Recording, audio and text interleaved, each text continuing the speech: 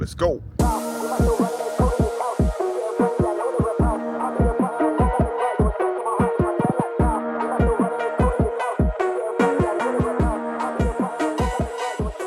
Morning, people. Happy, whatever the hell day it is. Welcome back to the YouTube channel.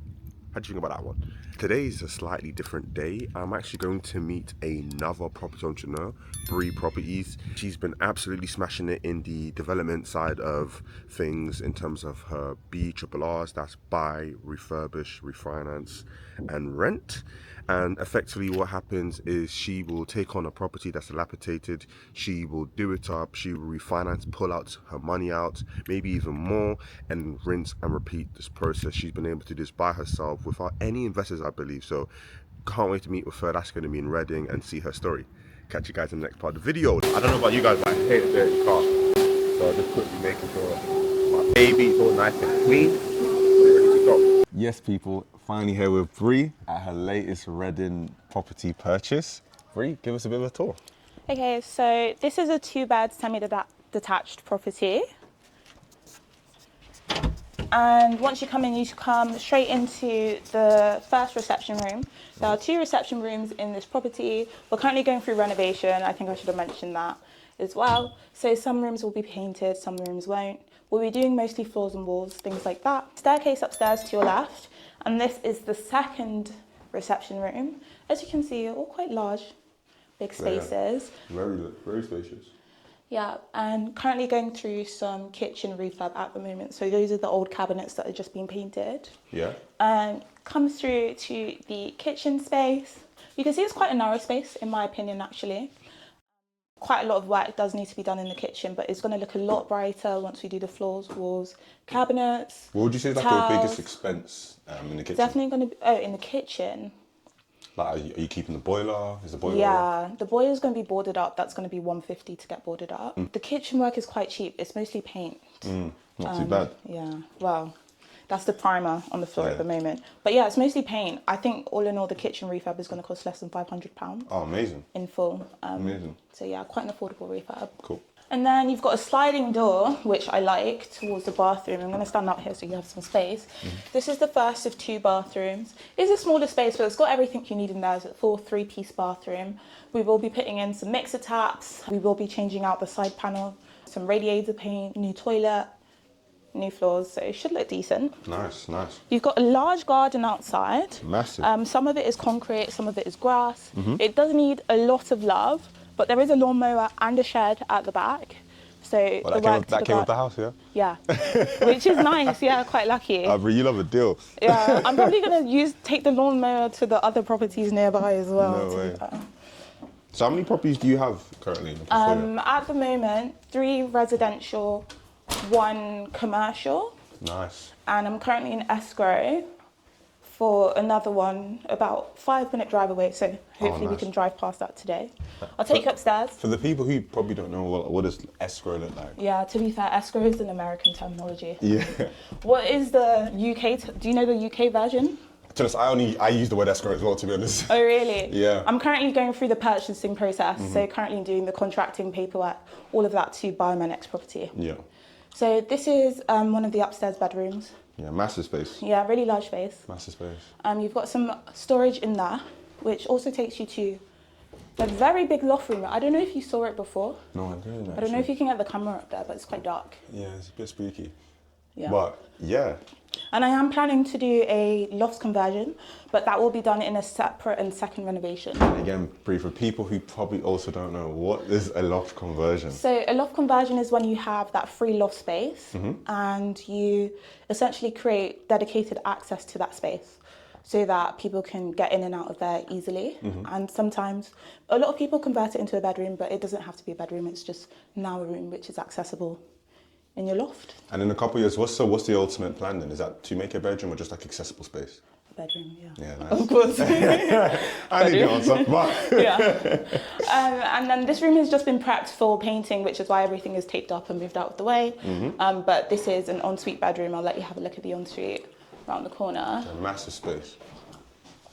And again, it does need some love. The facilities are new, which is great, as you can tell. But the floors and walls just aren't to like a more generic standard taste. You'll have some retiling and you'll have some repainting done to make it look like just fresh and very welcoming. Okay. So, and obviously you're going to do the carpet, you're going to change the carpet? Yeah, all of the carpet in this property is getting ripped out. Amazing. That's it. And then you have the nice view of the garden to end with. Perfect. Medium, nice view. Well, you can see the growth. Obviously, is that tree in your... Yeah, the tree is in my property. Okay, lovely. So it's going to need regular love. Yes, guys, so hope you guys appreciate the tour. Sat down with Bree now.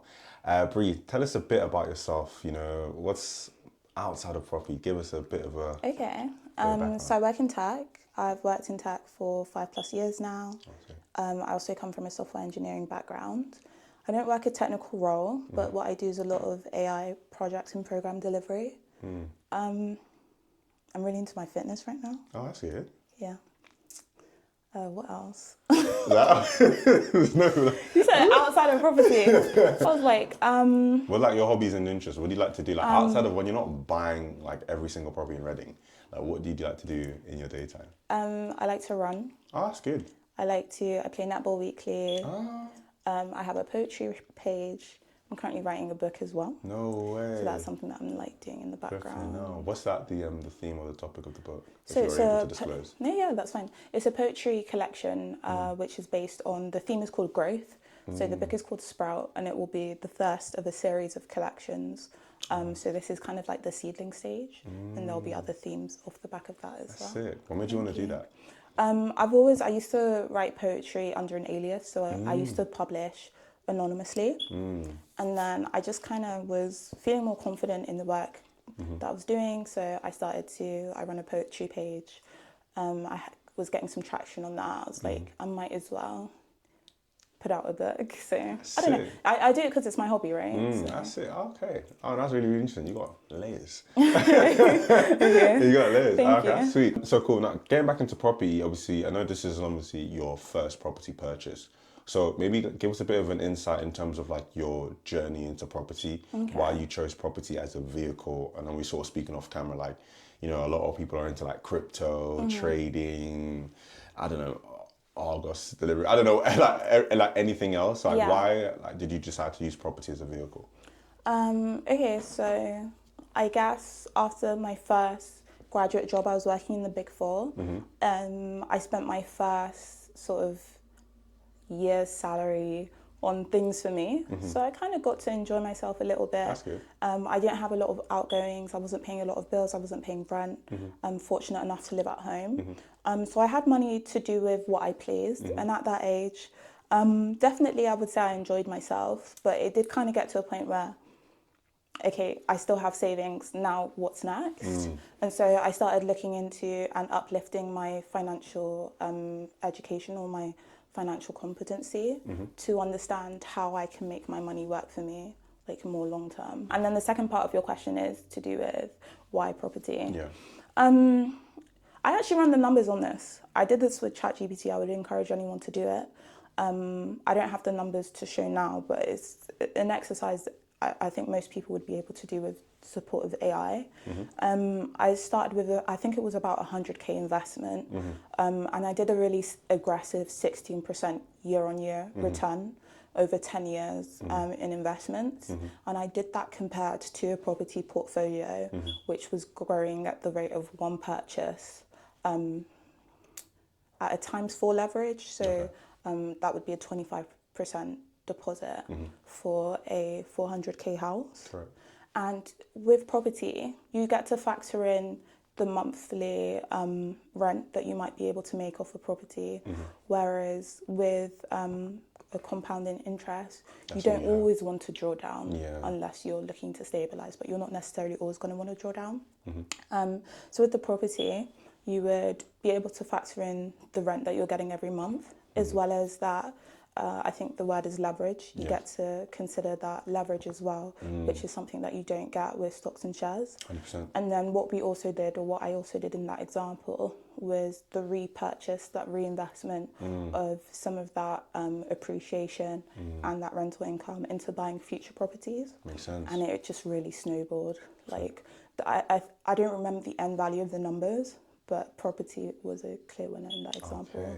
So I don't want to say, because I know people get really like passionate about, So I would say that was my example. And there are things to consider. I did also factor in like taxes and other things like that. Debt as well, because you are accumulating Of course, yeah. debt with property. When I did the numbers, it was still quite significantly property is a winner.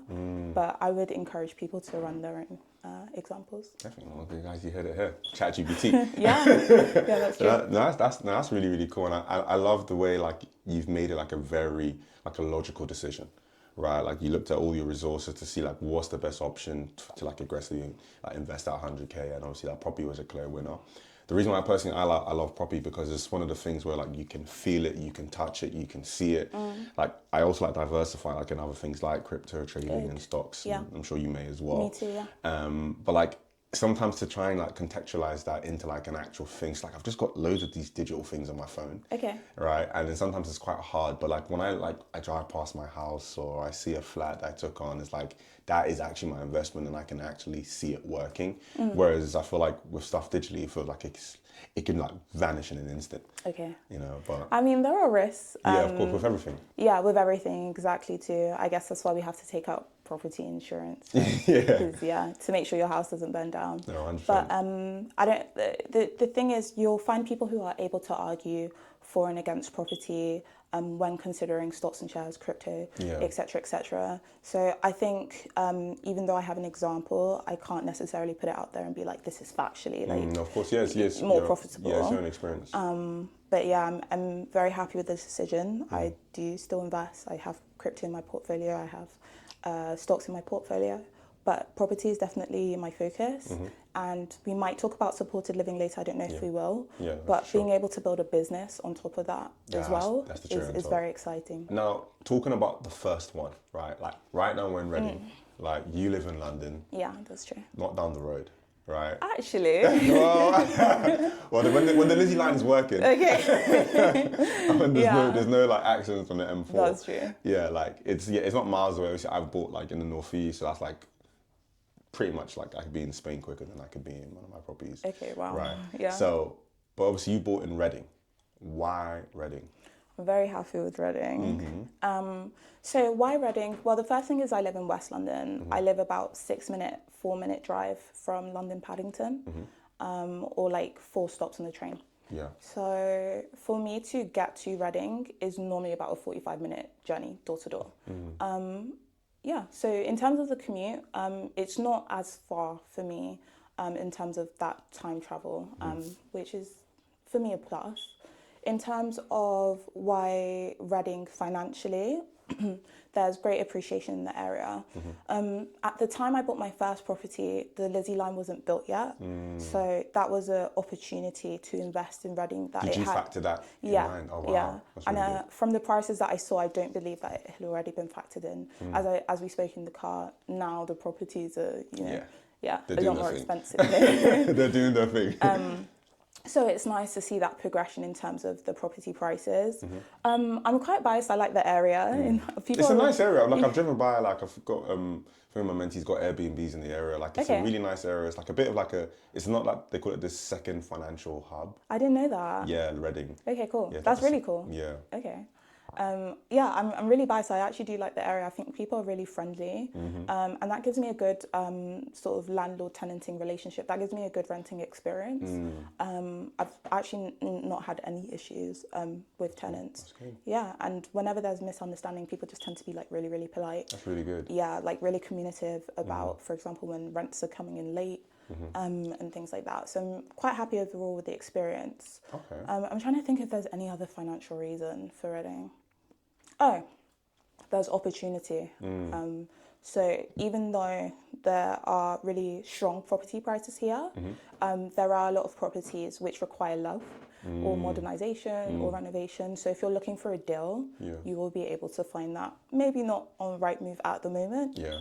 Wait a week, you'll see something. You know, for sure. Yeah, Okay, so a lot of activity. there's always profitable opportunities, it seems. Then. Yeah, yeah. Okay, no, that's really, really good. We got the location down to a T, but talk to us a bit about your first experience with your first ever property, because like for me personally, my first ever like purchase was like a standard buy to let. Yeah. I found the right move, through an estate agent. okay. They middleman the whole experience for us, although like it took flipping ages, but Okay. it was done. But you had a bit of a unique experience, right? Okay, so I actually went through a probate sale, which is when the estate was being sold on behalf of a deceased person, so somebody who was no longer with us. And I can do numbers if... Yeah, okay. please. People do love the numbers. Yeah, true. So the property was listed for 280.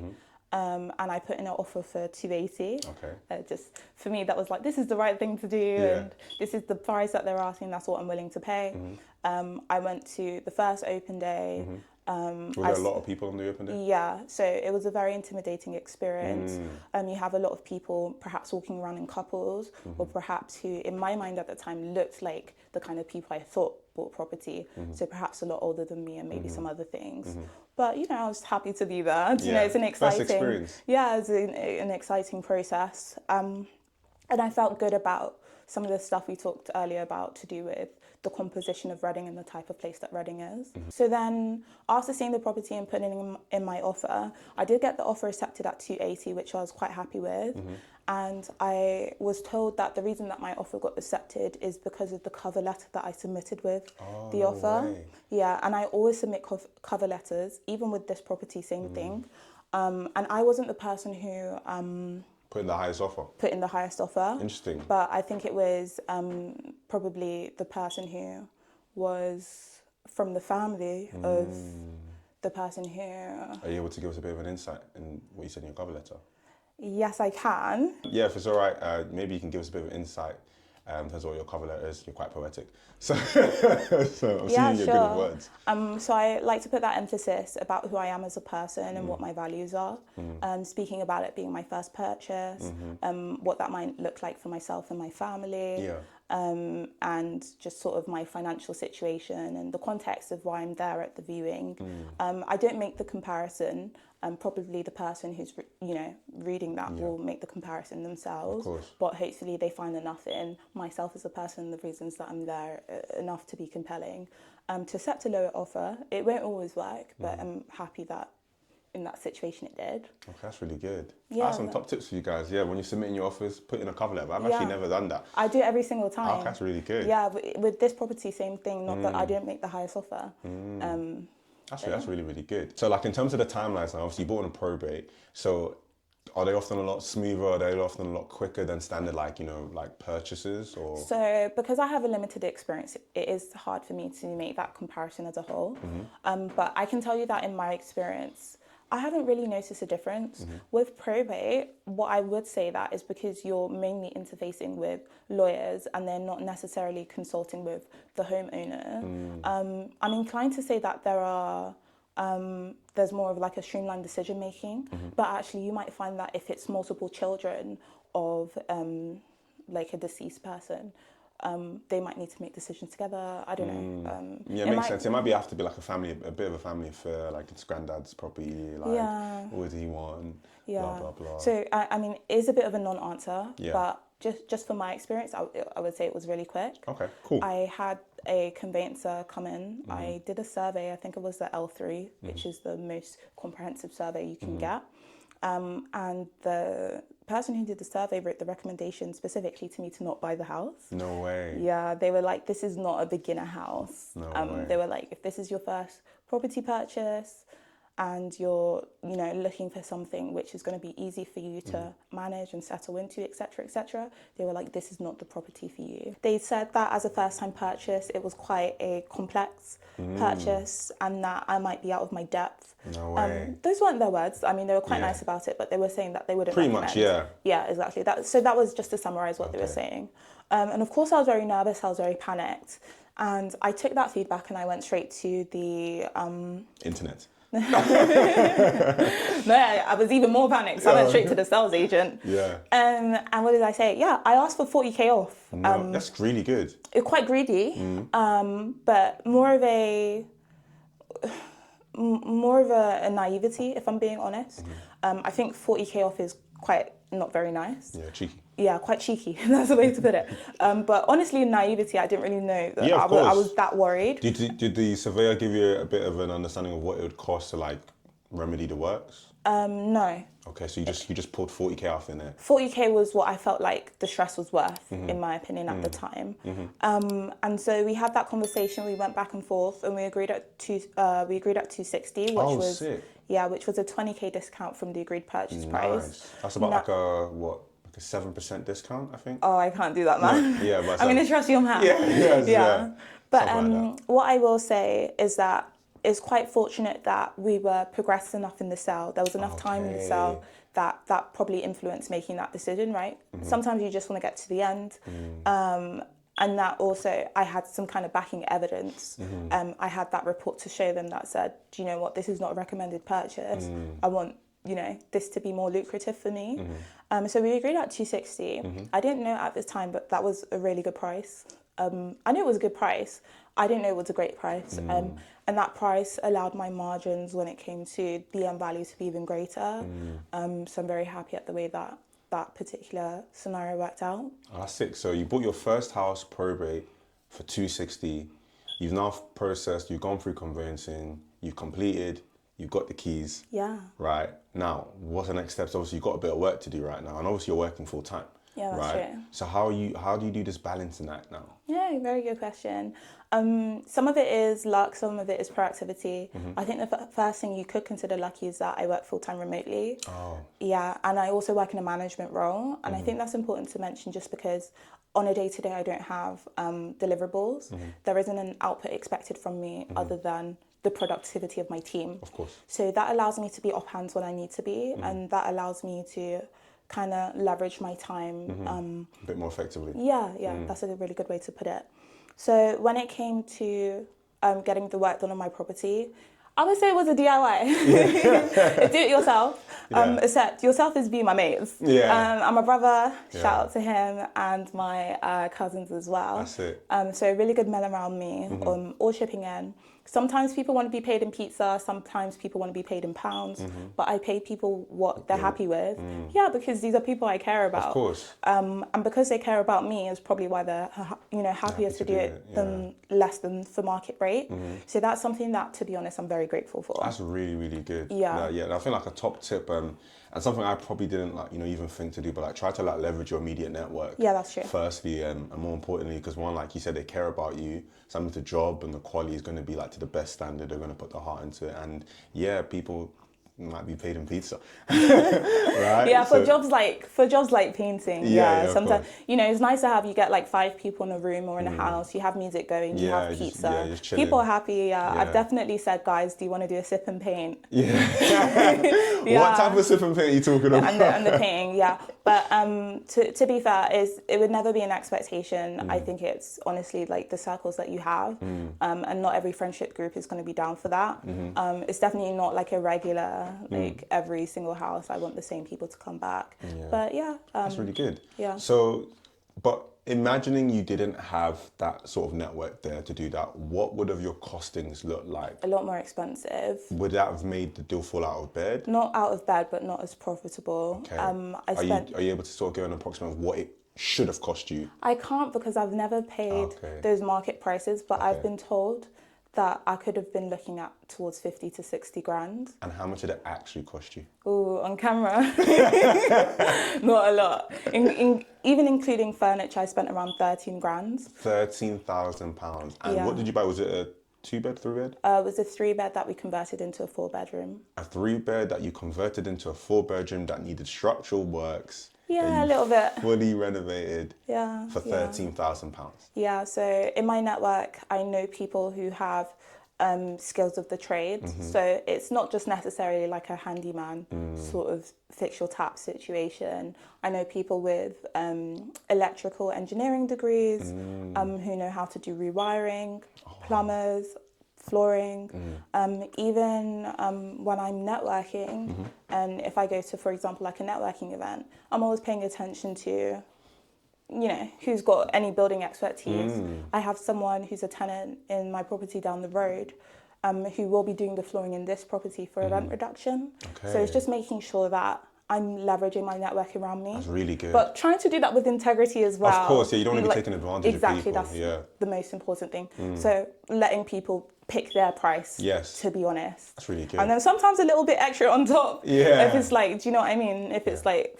But I'm a big Thank believer you. in like paying people what they're worth as well. 'Cause Yeah. I really like, I think that reinforces them doing like a good quality job. Yeah. Because you don't, sometimes I've done it in the past where I've over negotiated. Okay. And then the job's not been to the greatest standard. And it was like, well, mate, I'm doing it for you like half the rate or something like. You get a comment like that. And I you're know like, what you mean, yeah. You know what I mean? So at least when you pay people their worth, then there's like a very like mutual understanding of the expectation and the quality of the work, I suppose. Yeah, so for example, if I was ever to hire an external builder, someone outside of my network, I probably would negotiate on the price. That's probably a bit more common. Yeah, and I'm a bit more used to it, of course. Yeah, with somebody in my network, probably never. Yeah. I definitely haven't, and probably in the future, probably never. Just because, firstly, the relationship is valuable, and secondly, it's probably already a good price. So if anything, if you're trying to keep people in your network suite, do a little bit extra on top. Be a better friend. Pay a bit more if you can. If it's pizza on top, then it's pizza on top. Yeah. But, just. Okay, that's really good. So you've done all the work, so maybe like total money down, inclusive of the house deposit, around 50K, right? Yeah. Rounding up. Rounding up, yeah. Around that. Yeah. So about 50K you spent on your first house. Now, what's your exit like? Most people sell, most people just simply let it out. Like, what did you have in mind now? So I think it's a really good strategy for me personally to buy and hold. And that's just because I want that kind of wealth that I can hand down to my children. Really good. Yeah, I don't want to get into like Reddit terms, but I'm very interested in FIRE or even fat FIRE. I know some I'm people not, I'm not too familiar with that personally. It's for financially independent, retire early. Oh, okay. And so essentially I'm just trying to You hold say on. fat fire? Yeah, which is just a more aggressive version of that. Okay. Yeah, and essentially I'm just trying to hold on to that wealth. And I would love to be able to pass that down to, I think that's really important, especially in communities like ours, because I know we're from the same cultural background and things like that. Yeah. So my exit is to buy and hold. I will collect a rent, and that rent might be kind of at the net, a little bit lower because I'm paying a mortgage. But hopefully in X amount of years when my mortgages are paid off, myself and maybe my children are benefiting from that full rent. That's really good. At gross, which is, a decent amount to take home. And then hopefully across those years, a bit of appreciation too. So that's my strategy. I know we spoke about building a business and supported living on top, which is a whole other. Yeah, that has to be could be a whole other video. That's the second episode. Yeah. When she gets to like property number 10, we can we can talk a bit about that. But I think that's so good. And so obviously, cool. You bought your first property. That's done and dusted. You rented it out, but you didn't stop there, did you? No. What did you do? So like I said, I'm still working full time. I think it's worth mentioning that I do the DIYs, obviously, not just my friends, but myself included. So I'm kind of using my time really hard. And so I still have that mindset of, okay, I need to continue to use my money really hard, if that makes sense. Yeah. So saving up my money from work and also the additional rental income that I was making, I was able to purchase my next property. Amazing. And then Also in Reading? in Luton, actually. Oh, in Luton. Yeah, okay. in Luton. Again, good proximity to me based on where I live in London. What did you buy there? I bought a 3-bed, converted it into a 4-bed. It's about 4 minutes from Luton Airport. Oh, wonderful. Put my toe in Airbnb, took it back out. Yeah, this is before she knew me, guys. So that's just like a 4-bedroom tenanted HMO now. Nice. But yeah, coming back to Reading, because Reading is Reading will probably be where I continue to invest, at least for the short-sighted future. And I'm looking to scale here and continue doing the same strategy. If it works well, that's what I'm going to keep doing. I know a lot of people like to try out different strategies. And definitely I've, been curious about at least Airbnb and about commercial property, etc.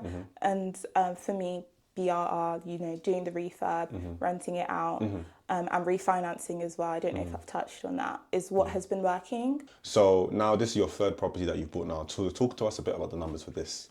Okay, right? yeah, okay, fine. I'll try and do them super quickly. Yeah. This property went on for 260. I offered 260 because 260 is incredibly low. Yeah, considering, when did you buy your first one? How many years ago? 3 years ago. Wow, so you bought your first one 3 years ago, but this is a slightly smaller property, isn't it? Yes. Cool. Yeah. But 260 is still like an incredibly great price. Mm-hmm. Actually, when I saw this come on the market, I was called in the morning. Do you know what I mean? So I've offered 260. They've had multiple offers. It's gone to best and final. I've put in 270. No, okay, so you have to go up now. Yeah, I went up. I would have paid more, to be honest. What would have been your top end? 280? 290. Really? Yeah, because the end value, and we'll probably get to that, is Yeah. there's profit margin in Amazing. that. Okay. So I've put in 270, and again, I've given my cover letter. Again, the estate agent has given me a really lovely phone call and said, you are the person they picked, well done. And then he's let me know that I didn't offer the most and that my cover letter was very compelling. Really good. Which, again, yeah, I've got if there's anything to take away from this video, like put in a cover letter. 100%. So then I'm expecting to spend $4,000 on this property, which... Let's just. By the way, guys, I take on 2-bedroom properties and rent to rent, and I spend like 5-7K. Okay, wow. You bought a whole house, you're refurbishing it, right? Including the furniture, Including the furniture. Yeah. You're going to spend how much? I'm expecting to spend $4,000. £4,000 for a 2-bedroom house. Yeah. Including conversion to 3 bedrooms. So, to be fair... Including the partition wall, yeah, including everything. Yeah. Goodness. But it's mostly walls and floors, as you've seen. And we're planning to do the work. Probably the amount of working days we'll have here might total a week. So Okay, I mean, so it's actually, that's a long time. yeah, because 7 days of work. Oh, so, oh wow. Yeah, Okay. so this is my third day at the property. Oh, wow. Yeah, I'll probably come back 4 more times if I'm being honest. The DIY that I'm taking care of here is the kitchen. So the kitchen will be fully done with me. We're having like a fun is subjective, but like, do you know what I mean? Yeah. But like we are getting together to paint. Yeah. And I hope it's a nice day. Want to make a day out of it, basically. Yeah. We've already done 2 out of 7 of the areas that need to be painted. So between the 4 of us, 5 including me, that will be here on the day, we should be able to finish up the painting. The partition wall will be built this weekend. Amazing. So this reception room will become a downstairs bedroom. And then the flooring, I actually won't be there for, I don't know how to floor. But as I mentioned earlier, one of my tenants will be taking care of that flooring for a rent reduction. Amazing. And then it should be done. There might be a few things here and there, but yeah, quite quick and cost effective. Amazing. Wait, that's really, really good. Like, I think it's a really good opportunity for yourself. Obviously, you're now like now on the ladder, and it's like doing really well. So like in terms of like what's next for you, what does that particularly look like? So just to round up on the numbers for this property, so I'm aiming for a post renovation value of 325 to 330. Nice. And those are numbers that I'm confident on because of my experience in the area. I know people might be thinking, how do you spend $4,000 and get from 270 to 330? It's the money is made in the purchase, and it was a really good purchase price, which is when I talk about opportunity, knowing your market, knowing your area, I was very excited to make this purchase. I'm still very excited about purchases properties that I'm seeing on Zoopla, Rightmove, in Reading. So yeah, I'm quite confident about that end value. And to be fair, I've also looked at nearby properties on this road, and they're all going at minimum or above. So that's really, really very good. achievable. Yeah, so I think that's a top tip. Like, you make your money when you buy. Yeah. Right, and I think that's really good. So now you've got like a lot of equity there, and maybe when you look to remortgage in a couple of years and you want to pull that equity, you can just use that for your loft, right? Yeah. That we spoke about. So it actually works out quite well. Yeah. But yeah, guys, just to wrap up now, hopefully you guys appreciate like the amount of gem that Bree's just dropped off us. But maybe people who are equally looking to start and get on the property ladder and obviously trying to save, and obviously, we've got cost of living and everything like that. That's what true. is the one advice? And again, you did this by yourself, no mentor, no coach, like no form of experience. So what's like the, few words of wisdom that you can give to people who are just starting out and just simply want to get on the property ladder? I would say don't wait. Not everyone has 35 grand, 40, 50. And I know we spoke about some larger numbers, which can be discouraging. I would say you can buy a property with up to 4 people at most. Like a syndicate, maybe. I don't know that word. Oh, it's like we call it a susu. Okay. Yeah, okay. Or like Nigeria, we call it a susu. Yeah. It's basically like a syndicate. Like you get like a group of 4 people. You guys all put in like 10, 15K. I like that. Yeah. Okay, cool. Same Yeah, concept. same concept. Yeah, yeah. Yeah. So, with somebody you trust, friends, family, anyone who you think is financially competent or that you're willing to put money down with, you don't have to necessarily wait until, as an individual, you have that amount of saving before putting down a property. If it's one person, 2 people, 3 other people with a local high street lender, you can make those purchases, and it's better to have something of something than everything of nothing. Yeah, literally. I put it that way. Yeah, 100%. Yeah, and so I just think if people are looking to take that opportunity, the reason why I wouldn't advocate for waiting is because, in my opinion, and again, it is just an opinion because different experts will tell you different things, I do think property prices will continue to increase. Maybe not leaps and bounds, who knows? But gradually over time. Yeah, and so I think it's better to be proactive where you can. So the only advice I would give is that you don't need a lot of money to start with property. There are many different strategies, even if it's rent to rent, you don't need a deposit money to own property anyway. So just be very curious. There are loads of resources. If you like to pay for your resources, that's completely fine as well. And a lot of people do get great value out of those, and it helps them to get started. If you can't afford to pay for those resources, It's like loads on yeah, YouTube. there's Like loads this. online. Yeah, for free. Definitely. So just be curious, be proactive, network as well. Yeah, for sure. Yeah, and yeah, I do think it's not easy to do, but I think that it can be more accessible depending on the strategies that people are willing to be open-minded about. 110%. I couldn't agree more with what Bree said. I think rather than trying to time the market, you're better off spent time in the market, right? So yeah, totally agree. Bree, thank you so much for your time. Thank you for giving us a tour. No worries. And Thanks for having me. yeah, really appreciate it. And guys, please let us know in the comments your thoughts and and Bree, where can they find you as well? So I do have an Instagram page, which is Bree, not like the cheese actually. It's BREE.properties, and I am becoming more consistent in documenting my property journey. So if you are on Instagram, then definitely check it out. Definitely, guys. I'll make sure I link that in the bio. Take care.